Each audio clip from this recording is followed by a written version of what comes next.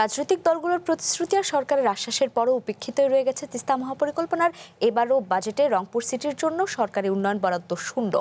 এ বিষয়ে বিস্তারিত জানাতে আমাদের সঙ্গে রংপুর থেকে যুক্ত হচ্ছেন রেজাউল ইসলাম বাবু। বাবু, সরকারের প্রতিশ্রুতি যে প্রস্তাবিত বাজেটে প্রতিফলিত হয়নি, স্থানীয়রা কি বলছেন এই বিষয় নিয়ে?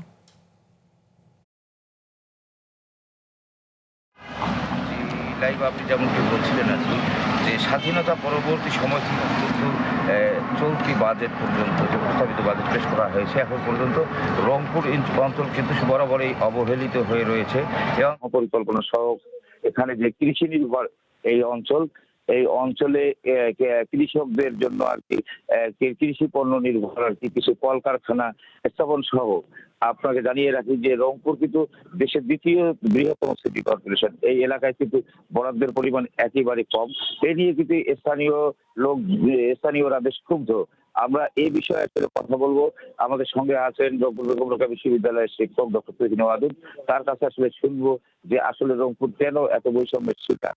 আসলে আপনি বলবেন যে রংপুর এত আসলে বৈষম্যের শিকার কেন, আর তিস্তা মহাপরিকল্পনা সহ এই অঞ্চলে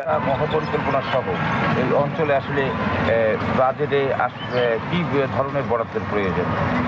এই অঞ্চল যে বৈষম্যের শিকার, এটার প্রধানতম কারণ হচ্ছে যারা রাষ্ট্র পরিচালনা করেন তারা রাষ্ট্রের সমতাভিত্তিক উন্নয়নে কখনো কাজ করেন নাই।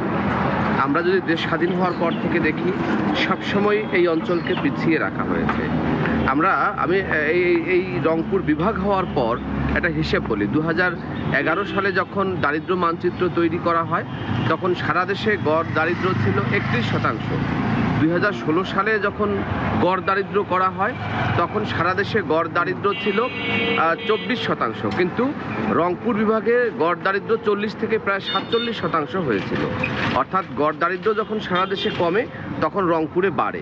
আমাদের সংবিধান বলছে যে যদি কোনো অঞ্চল অর্থনৈতিকভাবে বা কোনোভাবে পিছিয়ে থাকে তাহলে তার জন্য বিশেষ ব্যবস্থা গ্রহণ করা হবে। এটা হচ্ছে সাংবিধানিক দায়িত্ব।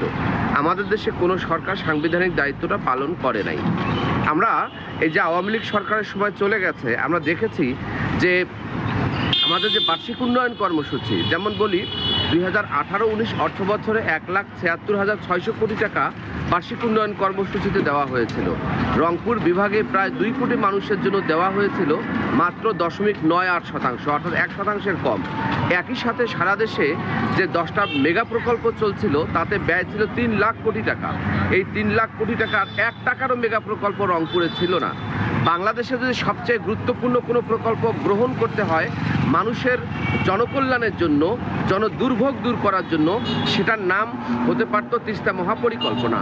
কিন্তু আমরা দেখেছি যে তিস্তা মহাপরিকল্পনায় মাত্র 8,500 কোটি দরকার ছিল, সেই 8,500 কোটি টাকা দেয় নাই, কিন্তু সারা দেশে 3 লাখ কোটি টাকা মেগা প্রকল্পে ব্যয় করেছে। এবার যে বাজেট হলো, এই বাজেটে আমরা দেখছি যে এখানকার রেল যোগাযোগ সেই ব্রিটিশ আমলের রেল যোগাযোগ কলকাতা হয়ে ওরকমই আছে।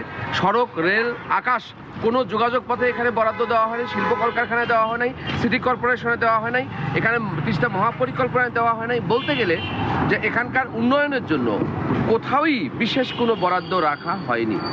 জি, আপনি শুনছিলেন যে আসলে রংপুর অঞ্চল কিন্তু শুধু আজকেই না, রংপুর অঞ্চল কিন্তু গতানুগতিকভাবে দীর্ঘ সময় থেকেই বঞ্চিত হয়ে আসছে। এই বৈষম্য দূর আসলে করা না গেলে এই অঞ্চলের কাঙ্ক্ষিত উন্নয়ন আসলে সম্ভব হবে না, যেমনটি বলছিলেন আর কি ডক্টর তুহিন ওয়াদুদ। এই ছিল আমার কাছে রংপুরের বাজেট বৈষম্য নিয়ে সর্বশেষ। রংপুর থেকে যুক্ত ছিলেন রেজাউল ইসলাম বাবু।